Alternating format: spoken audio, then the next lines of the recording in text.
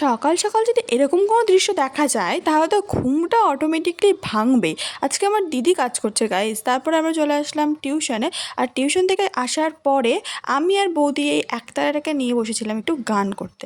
আমাদের গানটার মানে শোনালাম না, তাহলে তোমরা গান কী জিনিস সেটাই ভুলে যাবে, জীবন আর গানই শুনবে না আমাদের গান শুনে। কিন্তু গাইস, আমার দাদা খুবই ভালো গান করে, খুবই ভালো গান করে। কিন্তু দাদা ক্যামেরার সামনে গান করতে চায় না। আজকে ধরে বেঁধে ক্যামেরার সামনে গান করাচ্ছি, তোমরা শুনে নাও গানটা কেমন।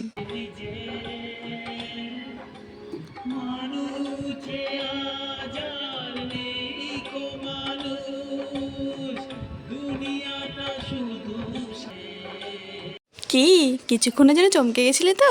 হ্যাঁ হ্যাঁ, আমার দাদার গলা পুরো কুমার শানুর মতোই। তারপরে আমি চলে এসেছিলাম স্কুলে কিছু কাজের জন্য, দেন বাড়ি চলে গেলাম। আর বাড়ি যেতে আমার একটাই কাজ, ল্যাদ খাওয়া। তো দেখা হচ্ছে নেক্সট ভিডিওতে, বাই।